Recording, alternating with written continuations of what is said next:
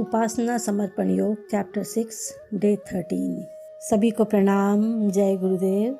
आइए परम पूज्य गुरुदेव वंदनीय माता जी को हृदय में धारण करते हुए हमने लास्ट दिन के स्वाध्याय में पढ़ा कि परमात्मा का सर्वश्रेष्ठ नाम ओम है और गुरुदेव बताते हैं उसी ओंकार का ध्यान हमें करना चाहिए, उसी ओंकार का जप करना चाहिए। वह परमात्मा ही आदि में था, वर्तमान में है और भविष्य में भी रहेगा। आइए आगे पढ़ते हैं। गायत्री का प्रथम वाक्य भूर्भुवः स्वः यह शिक्षा देता है कि परमात्मा ही स्वयं प्राण स्वरूप है और उसी से समस्त प्राणियों को जीवन प्राप्त होता है। वह परमात्मा सब प्रकार के दुखों से दूर है और हमारे समस्त दुखों का प्रतिकार उसी की सहायता से संभव है। संसार में और कोई साधन ऐसा नहीं जो वास्तविक रूप से हमारे कष्टों को दूर कर सके। जो स्वयं बंधन में पड़ा हुआ है, स्वयं कामना और याचना करता है, वह दूसरों को कैसे दुखों या अभावों से मुक्त कर सकता है। परमात्मा ही आनंद स्वरूप है और उसी का आश्रय प्राप्त करके हम सब प्रकार के विकारों से छूटकर स्थायी सुख को प्राप्त कर सकते हैं। यही स्थायी सुख मनुष्यत्व का अंतिम लक्ष्य है।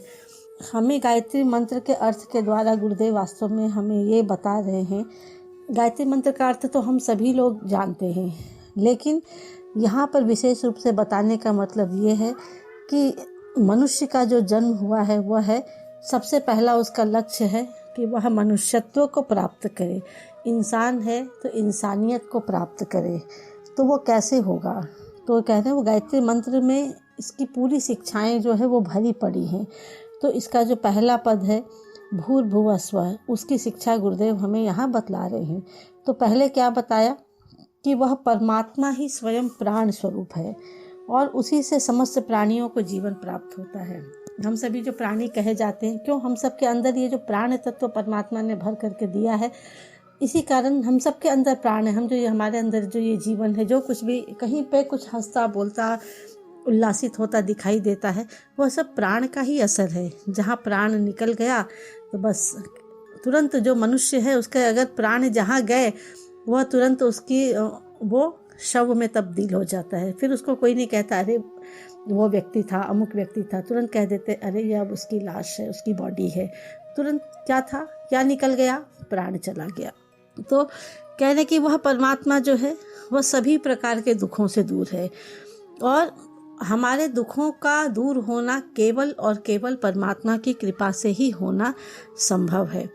इसका कारण क्या बता रहे हैं कि जो हम मनुष्यों को देखें वो तो खुद अपने कामना और याचना का पिटारा लिए घूमे फिरते हैं। भगवान हमारी ये इच्छा पूरी कर दो, हमारी ये कामना पूरी कर दो, वो कर दो।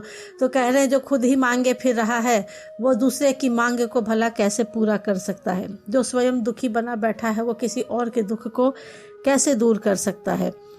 तो वही कह रहे हैं कि परमात्मा उसका जो स्वरूप है वह केवल और केवल आनंद स्वरूप है और यही वजह है कि जब हम परमात्मा के शरण में जाते हैं तब हमें वास्तविक आनंद की प्राप्ति होती है और हमारे विकार जो हैं वो दूर होते हैं और हमें स्थायी सुख की प्राप्ति होती है। यहाँ देखिए शब्दों पर गौर करने के लिए गुरुदेव ने बहुत छोटी छोटी चीज़ें लिखी हैं, लेकिन शब्दों पर बहुत गौर करने की बात कही है कि हम स्थायी सुख को प्राप्त करते हैं। यानी जब हम परमात्मा की शरण में जाते हैं और परमात्मा के द्वारा जब हमें सुख प्राप्त होता है वह परमानेंट होता है। वो फिर ऐसा नहीं होता कि आज आया है और कल को चले जाएगा।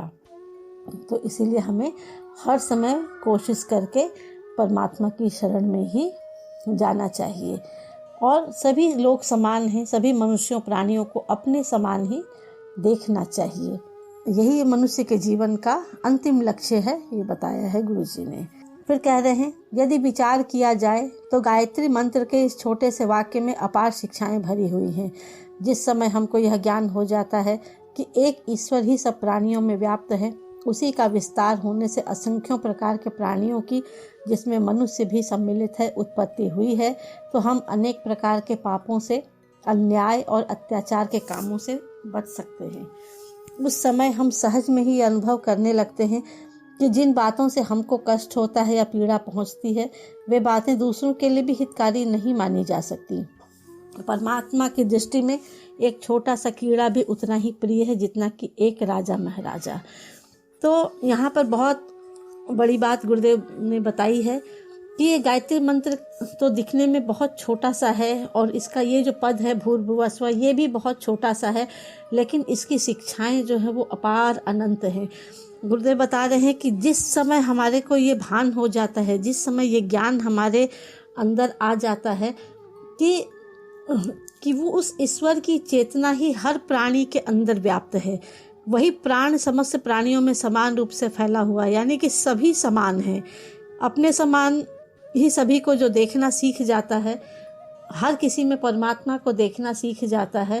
तो वो कह रहा है कि हम जब कि सबको समझने लगते कि अरे इसमें भी परमात्मा है, तो हम फिर किसी को कष्ट देने का, तकलीफ देने का सोच ही नहीं सकते, क्योंकि हमारे अंदर समत्व की दृष्टि अगर जागृत हो जाए तो हम फिर किसी भी व्यक्ति को दुखी तो देख ही नहीं सकते, क्योंकि हम जिसको भी देखने जाएंगे उसको सोचेंगे, सताने जाएंगे तो हमारे अंदर तुरंत ये भाव आ जाएगा, अरे हम ये कार्य कैसे कर सकते हैं, इसके अंदर भी तो वही परमात्मा बैठा हुआ है जो परमात्मा मेरे अंदर विराजमान है। जिस चीज़ से मुझे कष्ट होता है या पीड़ा पहुंचती है, जिस बातों से हमें तकलीफ होता है, जिन कार्यों से, वही कार्य अगर हम अगले के साथ भी करेंगे तो उससे उसे भी तो उतनी ही तकलीफ होती होगी। जो व्यवहार हम खुद अपने लिए नहीं चाहते वह व्यवहार हम दूसरे व्यक्ति के लिए कैसे कर सकते हैं। तो वो कभी भी किसी को कष्ट देने की बात सोच नहीं सकता, किसी को बड़ा छोटा सोच नहीं सकता। वो हमेशा अपने अंतस में अगर परमात्मा को अनुभव करने लगता है तो व्यक्ति की आत्मा पवित्र हो जाती है, उसे सच चैतन्यता और आनंद की अनुभूति होने लग जाती है। वह निंदा स्तुति से प्रभावित नहीं होता, क्योंकि उसको समझ में आ जाता है कि जो जैसे कर्म करता है उसके अनुसार उसे फलों की प्राप्ति होती है। वही कह रहे हैं कि परमात्मा की दृष्टि में एक कीड़े की भी वही अहमियत है जितने की एक राजा महाराजा की। उसके लिए ऐसा नहीं कि वो कीड़ा है तो परमात्मा का अंश उसके अंदर नहीं है, या एक राजा महाराजा है तो उसके अंदर परमात्मा का अंश नहीं है, अंश दोनों के ही अंदर है। अब अपने अपने कर्म के अनुसार वो अब अलग अलग योनि को प्राप्त हुए हैं, ये अलग बात है, लेकिन परमात्मा का अंश दोनों में ही है। तो ये कह रहे हैं कि इसीलिए किसी कमजोर या असमर्थ मनुष्य के साथ निर्दयता या कठोरता का व्यवहार करना मनुष्यत्व के विपरीत है। हमको सभी प्राणियों में सम दृष्टि रखनी चाहिए। कुल, वंश, देश, जाति आदि के कारण किसी को ऊंचा नीचा नहीं समझना चाहिए। यही गुरुदेव बार बार हमें बता रहे हैं कि कभी भी हमें किसी भी व्यक्ति जो असमर्थ हैं, जो हमसे कमज़ोर हैं, या कोई भी व्यक्ति देखेंगे कि बहुत दयालु होते हैं और कोई कोई व्यक्ति देखेंगे कि वो अत्यंत निर्दयी होते हैं, तो कठोरता का व्यवहार करते हैं, उनके मन के अंदर प्रेम करुणा नहीं रहती और वो दूसरों को सताने में, दुख देने में उन्हें जरा सा भी कष्ट नहीं होता।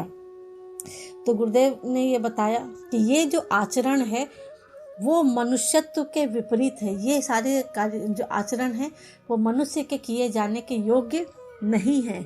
और एक परमात्मा ने का ही अंश जब हर व्यक्ति के अंदर है तो कैसे आप किसी को दुख दे सकते हैं, कैसे किसी को सता सकते हैं, कैसे किसी के साथ बुरा व्यवहार कर सकते हैं। ये बिल्कुल मनुष्यत्व के खिलाफ है। इसीलिए हमें सभी प्राणियों में सम दृष्टि रखनी चाहिए। चाहे और ये जो आजकल चारों तरफ देख रहे हैं, ये जो जाति वंश के नाम पर जितना तमाशाई हो रही है इन दिनों, तो गुरुदेव यहाँ भी ये भी बताते हैं कि कुल, वंश, देश, जाति आदि के कारण भी किसी को ऊंचा नीचा, छोटा बड़ा नहीं समझना चाहिए। उच्चता और नीचता का कारण तो मात्र भले और बुरे उसके कर्म ही हो सकते हैं, उसके अलावा और कुछ नहीं। यानी कि संसार में दुखों और सुखों की जो भी चीज़ देखी जाती है वह हमारे ही कर्मों के परिणाम स्वरूप उपस्थित हुई समझी जाती है। दूसरी शिक्षा यह है, मनुष्य को कर्म करने का अधिकार है और किसी भी दशा में उसको अपने कर्तव्य से विमुख नहीं होना चाहिए। अनेक मनुष्य पुण्य कर्मों का उत्तम फल ना मिलते देख या विचार करने लगते हैं कि इस संसार में पाप पुण्य की बातें केवल भ्रम हैं और हमको दूसरों के भले बुरे का ख्याल छोड़कर अपने लाभ स्वार्थ का ही ध्यान रखना चाहिए। पर गायत्री की शिक्षा है कि ऐसा विचार बहुत गलत है। जब समस्त संसार एक ईश्वर से उत्पन्न हुआ है तो उसमें अपने को सबसे अलग समझना और दूसरों के हित अनहित का ख्याल छोड़ देना बुद्धिहीनता का सबसे बड़ा लक्षण है। इससे प्रकट होता है कि उस मनुष्य को आत्मा का कोई ज्ञान ही नहीं है और वह अपने को केवल हाड़ मांस का एक पुतला मानता है। यह मनुष्य का निकृष्टतम रूप है।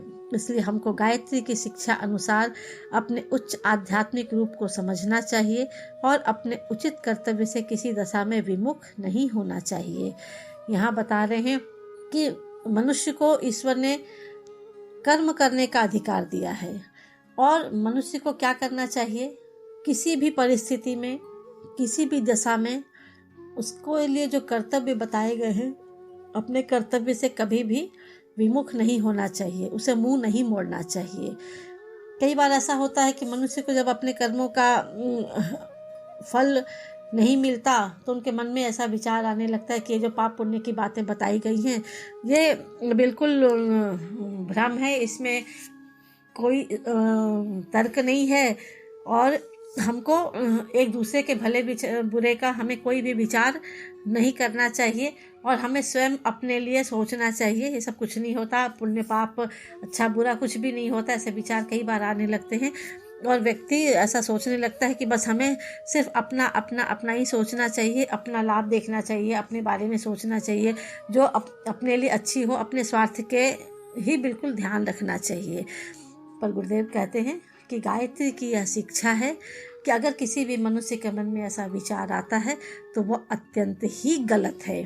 क्योंकि कह रहे हैं गुरुजी कि जब पूरे संसार को एक ही ईश्वर ने बनाया, पूरा संसार उसी से उत्पन्न हुआ, तो उसमें से आप कैसे अपने को ये समझ सकते हैं कि हम कुछ विशेष हैं, हम कुछ अलग हैं, हमारे को कुछ ज़्यादा दे करके ईश्वर ने भेजा और हम ये कैसे सोचने लग जाते हैं कि हम बिल्कुल दूसरों के हित का ख्याल ना रखें और बिल्कुल सिर्फ अपने अपने अपने ही बारे में सोचें। तो ऐसा व्यक्ति कौन करता है? जिसके अंदर बुद्धि का अभाव होता है। यहाँ गुरुदेव बता रहे हैं कि ऐसा बुद्धिहीन व्यक्ति ही इस तरह के विचार अपने मन के अंदर लेकर के आता है। और ऐसा क्यों आता है? क्योंकि उस मनुष्य के अंदर ज्ञान का अभाव है, उसे बिल्कुल भी इस बात का एहसास नहीं है कि वह जो है एक आत्मा है, उसको अपनी आत्मा का कोई भान नहीं है, इसका उसे कोई भी ज्ञान नहीं है और वो समझता है कि बस मैं हाड़ मांस का बना हुआ एक पुतला हूँ और बस मैंने जन्म लिया, मैं मनुष्य का जन्म लेकर के आया, सिर्फ कमाना, खाना, ऐश करना, जीवन जीना, बस भोगवाद की संस्कृति अपनाना और चले जाना, बस यही हमारा कार्य, सिर्फ अपना अपना अपना सोचना। तो इसके ईश्वर गुरुदेव क्या कह रहे हैं कि ऐसा व्यक्ति अत्यंत ही निकृष्ट स्तर का होता है। कह रहे हैं कि यह मनुष्य का सबसे निकृष्टतम स्वरूप है। यानी जो भी व्यक्ति ऐसा नजर आता है उसको बिल्कुल मनुष्य तो है लेकिन मनुष्य की श्रेणी में वो अत्यंत ही निकृष्ट स्तर का है। इसीलिए हमें गायत्री की शिक्षा अनुसार हमें जो जीवन मिला है, हमें मनुष्य का जीवन मिला, यानी हमें आध्यात्मिक जीवन जीने के लिए यह मिला है और हमें इसके आध्यात्मिक रूप को समझना चाहिए और हमारे लिए, मनुष्य के लिए जो उचित कर्तव्य बताए गए हैं उससे हमें किसी भी दिशा में विमुख नहीं होना चाहिए। सदैव सत्कर्म करते रहना चाहिए। गीता के जो कर्म योग का तत्व बताया गया है उसको बिल्कुल मान करके उसी के अनुसार चलना चाहिए, क्योंकि कर्तव्य भावना से किया गया कार्य ही कर्म कहलाता है और परिणाम में सुख की अभिलाषा छोड़कर जो कोई भी कार्य करते हैं वे मनुष्य सदा ही प्रसन्न रहते हैं। अतः गुरुदेव का यहाँ ये संदेश है कि कर्तव्य पालन ही हमारे लिए आनंद का सर्वोत्तम स्रोत होना चाहिए। जो अपने कर्तव्य कर्म को लक्ष्य मान लेता है वही हर घड़ी सुखी रहता है। आइए आज के स्वाध्याय को यहीं विराम देंगे। सभी को प्रणाम। जय गुरुदेव।